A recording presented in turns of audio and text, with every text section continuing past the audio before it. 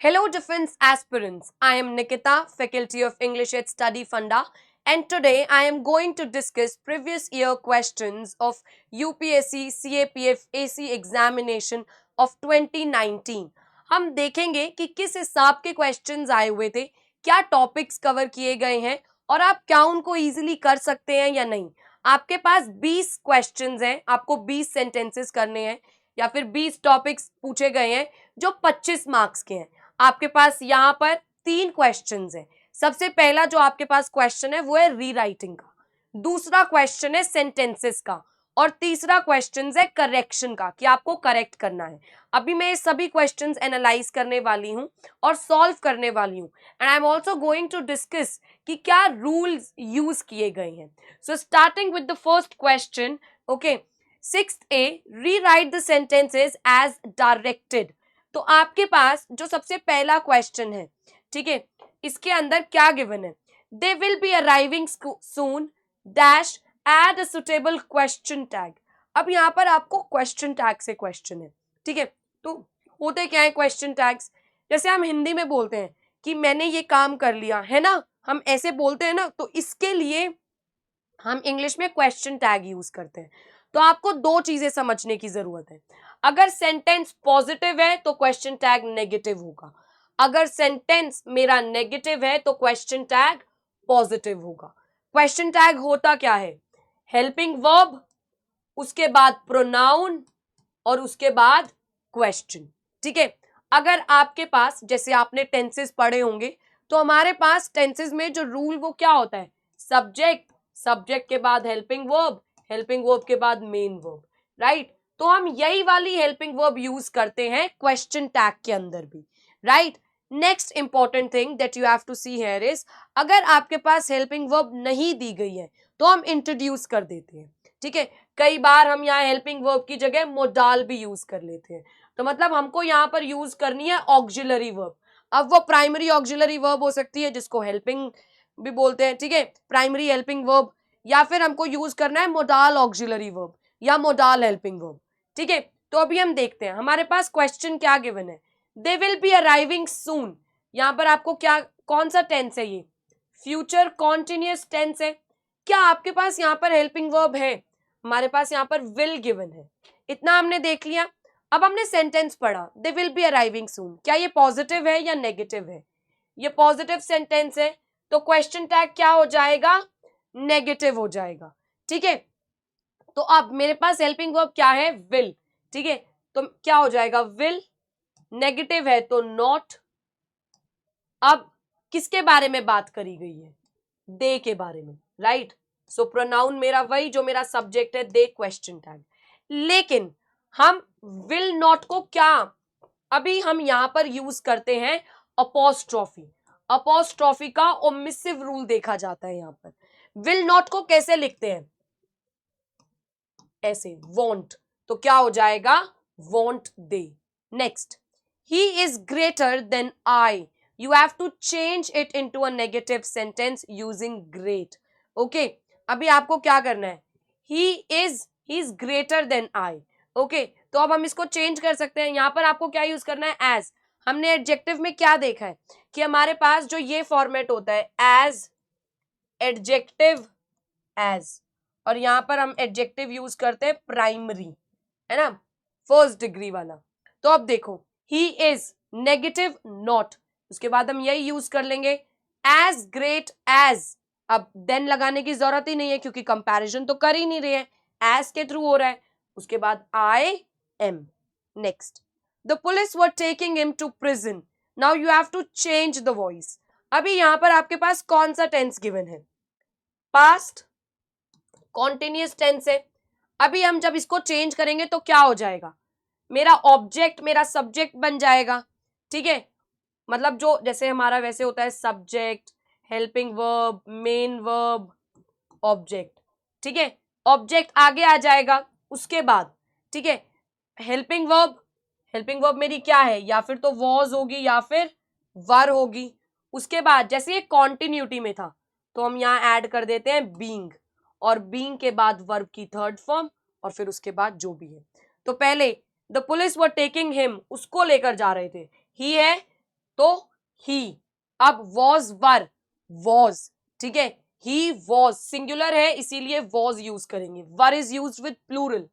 He was being taken to prison by the police. Next, I have nothing that I can offer. यहां पर आपके पास दो हैं और ये कॉम्प्लेक्स है, सो इसको सिंपल में चेंज कर सकते हैं, I have nothing to offer. यहां पर मैंने क्या यूज किया है, यहां पर मैंने यूज किया है टू प्लस वर्ब की first form which is infinitive. Okay, moving ahead.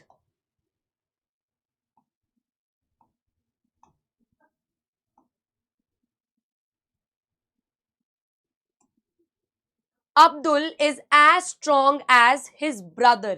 You have to now change it into comparative degree without changing the meaning.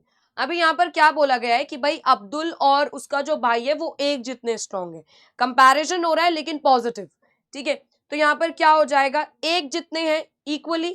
So Abdul is equally strong as his brother. Next, he hanged himself dash a piece of cloth. यहां पर आपको preposition use करना है. तो जब हमारे पास ये given है पीस ऑफ क्लोथ, तो मतलब कुछ सामान यूज हुआ है, तो आपके दिमाग में या फिर तो आएगा बाय या फिर आएगा विद, ठीक है.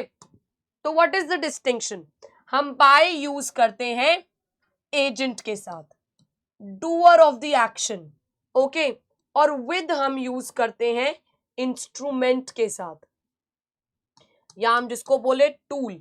जैसे इसका एक बहुत अच्छा एग्जाम्पल है, the bird was shot by an old man with his gun. यहां पर ओल्ड मैन मेरा क्या है, doer of the action, agent, तो उसके लिए क्या यूज किया है, बाय. लेकिन यहां पर मेरी गन क्या है, टूल है, उसके लिए क्या यूज किया है, विद, ठीक है. तो यहां पर क्या है, ही हैंग्ड हिमसेल्फ डैश, ये टूल है तो इसके लिए क्या यूज हो जाएगा, with. Next, sitting on the tree a bee stung him. Okay, begin the sentence with while. Now you just have to change it. Okay, आप स्टार्टिंग में वाइल लगा दो, वाइल. अब देखो यहां पर आपके पास है sitting on the tree, a bee stung him, him है तो वाइल ही. अब सिटिंग कौन सा टेंस है ये, ठीक है, कॉन्टिन्यूटी में बात की गई है आपके पास, और यहां पर स्टंग, ठीक है, तो हम इसको पास्ट में करेंगे. While he was sitting on the tree a bee stung him. Next, समझ में आया ये. अब आगे चलते हैं. Please excuse dash for being late. अब यहां पर आपको क्या यूज करना है, प्रोनाउन यूज करना है.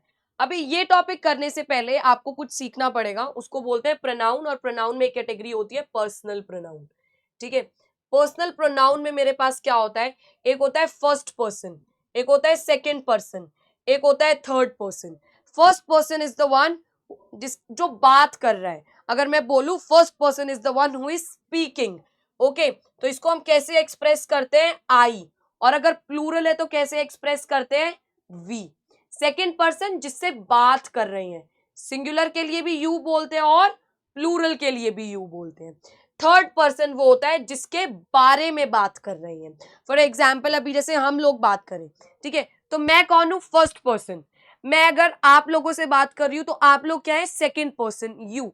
जैसे अभी अगर मैं डॉक्टर एपीजे अब्दुल कलाम की बात करूं और मैं बोलूं that he was a very hard working man, तो अभी वो हमारे लिए क्या है, थर्ड पर्सन, ठीक है, क्योंकि उनकी बात की गई है. सो यहां पर सिंगुलर है, और अगर मेल है तो ही, फीमेल है तो शी, प्लूरल है तो दे, अगर इम्पर्सनल है तो इट. मतलब किसी पर्सन की नहीं, नॉन लिविंग थिंग की बात की गई है. अभी इसी के अंदर ये तो है सब्जेक्टिव फॉर्म, ठीक है, इनकी ऑब्जेक्टिव फॉर्म, आई की मी, वी की अस, यू की यू ही रहती है. इतना काफी है ये क्वेश्चन करने के लिए. Please excuse dash for being late, मुझे, राइट, ऑब्जेक्टिव फॉर्म. तो यहां पर आई की ऑब्जेक्टिव फॉर्म क्या है, me. So please excuse me for being late. Next, gold and silver dash precious metals. दोनों भाई अलग अलग है। और एक और चीज इसके अंदर, अगर मैं बात करूं कि इसी पोर्शन की एंड वाले की, तो दो चीजें आप समझने की कोशिश करना, subject one and subject two. अब अगर ये सिंगुलर हो प्लूरल हो, सिंगुलर हो प्लूरल हो, तो भाई इनके साथ हमेशा क्या आएगी, प्लूरल वर्ब आएगी, ठीक है। लेकिन अगर इसी सब्जेक्ट वन के आगे ईच लग जाए या एवरी लग जाए, और इस सब्जेक्ट टू के आगे ईच लग जाए या एवरी लग जाए, ठीक है, तब यहां पर आएगी singular verb and singular pronoun use होगा इनके लिए, ठीक है। लेकिन अब देखो यहां पर एंड है, ईच और एवरी नहीं लगा है, ये सब्जेक्ट वन ये सब्जेक्ट टू, तो यहां पर and. He said we all are sinners, आपको इनडायरेक्ट स्पीच करना है। He said comma inverted comma की जगह दैट, अब we all are sinners, we, right, सबके बारे में बात की गई है, तो they, third person, all, are किस में चेंज हो जाएगा, प्रेजेंट टेंस डायरेक्टली पास्ट में हो जाता है, सो वर एंड सिनर्स। नेक्स्ट, अभी हमने जो ये पोर्शन कवर किया है, हमने देखा है यहाँ कहां से क्वेश्चन आए हैं, एक्टिव पैसिव वॉइस आया है, रिपोर्टेड स्पीच पूछा गया है, इसके अलावा प्रेपोजिशन से क्वेश्चन आए हैं, प्रोनाउन से क्वेश्चन आए हैं, और क्वेश्चन टैग से क्वेश्चन आए हैं, और बहुत बेसिक क्वेश्चन है। यूपीएससी सीएपीएफ के अंदर पैटर्न रिपीटेड देखा गया है ग्रामर के अंदर स्पेसिफिकली, तो आपको ये टॉपिक्स कवर करने बहुत इंपॉर्टेंट है if you are looking forward to these 20 to 25 grace marks. अभी आपके पास जो नेक्स्ट पोर्शन आता है, that is that you have to use the following words and phrases in sentences of your own so as to bring out their meaning clearly. Do not change the form of the word. अभी जो आपके पास second question आता है, इसके अंदर आपके पास 5 या फिर तो वर्ड्स होंगे या फिर फ्रेजेस होंगे, और आपको इनके मीनिंगफुल सेंटेंसेस बनाने हैं। और वो मीनिंगफुल सेंटेंसेस इस हिसाब से होने चाहिए कि अगर आप सेंटेंस पढ़ रहे हैं तो आपको मतलब समझ में आ जाए उसका, आपको एक और सेंटेंस या आपको डिक्शनरी की हेल्प लेनी ना पड़े। दूसरी इंपॉर्टेंट चीज कि आपको उसकी फॉर्म चेंज नहीं करनी है, टेंस चेंज नहीं करना है, ठीक है। अभी कैसे करें इसको, अगर आपको ये सभी वर्ड्स आते हैं तो आप इसको इजीली सिंपल सेंटेंसेस में ऐड कर सकते हैं। कोशिश करें आप सिंपल सेंटेंस बनाएं जिसके अंदर आपके ग्रामेटिकल एरर कम से कम हो। ओके, नाउ जो आपके पास सबसे पहले गिवन है, ठीक है,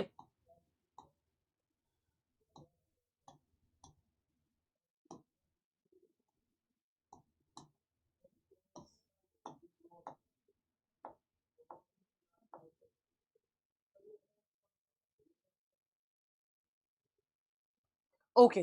Use the following words and phrases in sentences of your own so as to bring out their meaning clearly. Do not change the form of the word. सबसे पहले आपको गिवन है आयरन आउट। आयरन आउट का मतलब होता है अपनी problems को सॉल्व करना, अपनी डिफिकल्टीज को सॉर्ट आउट करना। The team had to work late to iron out all the issues before deadline.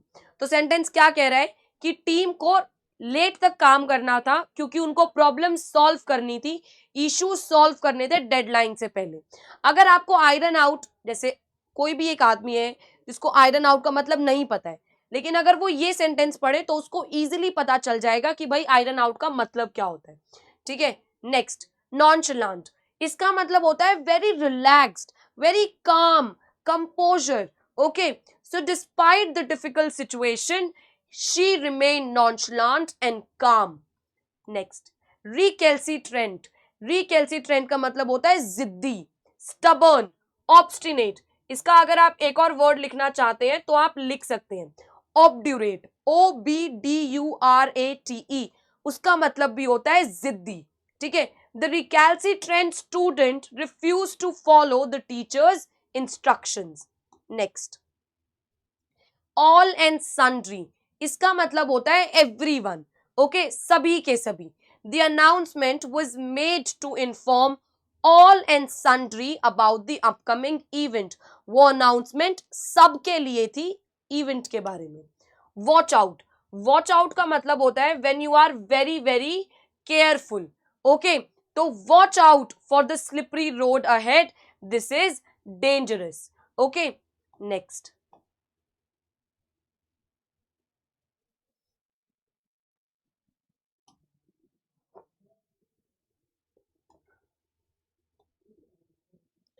हमारे पास नेक्स्ट क्वेश्चन है, correct the following sentences without making any unnecessary changes. ठीक है, तो हमारे पास पहला सेंटेंस है, Gulliver's Travels were written by Jonathan Swift. यहां पर क्या गलती है? अगर मैं इसके बारे में बात करूं,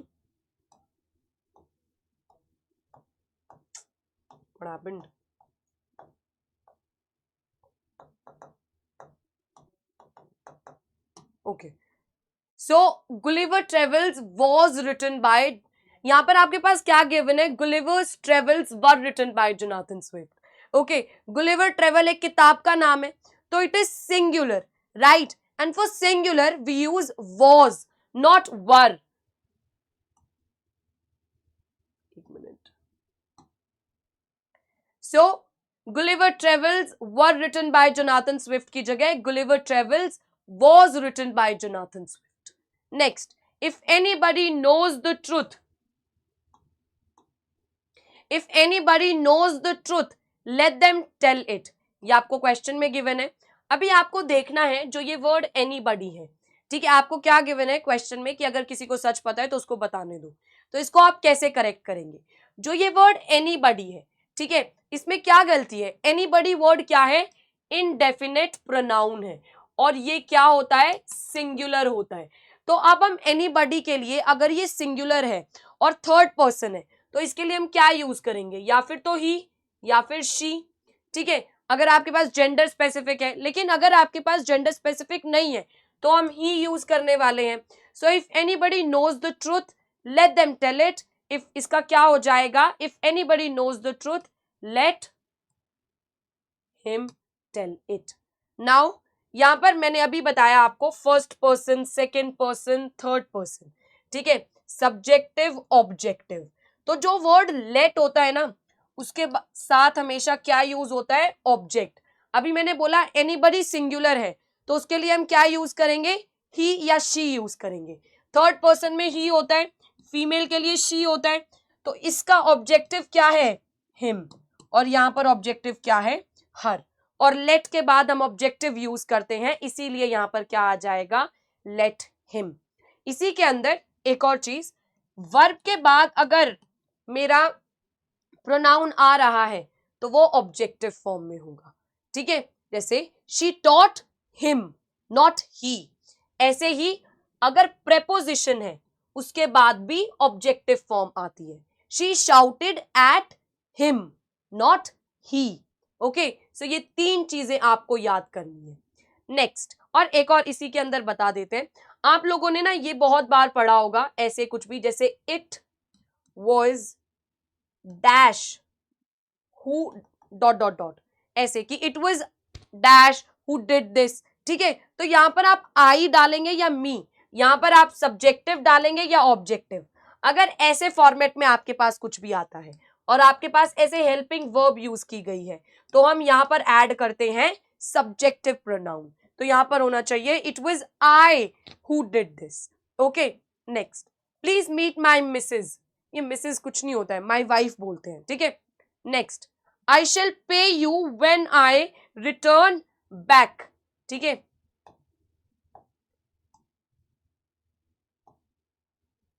आई शेल पे you when I return back. Return का मतलब होता है वापस आना, तो रिटर्न के साथ बैक लगाने की जरूरत ही नहीं है. इसके बाद आपके पास यहां पर गिवन है my heartfelt congratulations to the team. यहां पर क्या गलती है? वैसे दिस इज करेक्ट, लेकिन हम हार्टफेल्ट की जगह हार्टी भी कर सकते हैं, क्योंकि उसका मतलब भी होता है दिल से, right. So these are the questions that have been asked in the previous year paper of 2019. अभी हमने यहाँ पर क्या क्या चीजें नोटिस की हैं और क्या क्या चीजें हमने सीखी हैं यहाँ पर. ठीक है, सबसे पहले हमारे पास एक्टिव और पैसिव वॉइस से क्वेश्चन आया है. दूसरी चीज रिपोर्टेड स्पीच से क्वेश्चन आया है. तीसरा प्रेपोजिशन. चौथा क्वेश्चन टैग. पांचवा नाउन. छठा प्रोनाउन. ओके, अगर आप ये पोर्शंस भी अच्छे से करके जाते हैं, so there are chances of you scoring very well in this portion of grammar in your exam. So make sure you complete this portion, right? So that is all for today. If you have any doubts or any questions related to this, you can put it in the comment section. We will for sure get back to you. Thank you very much.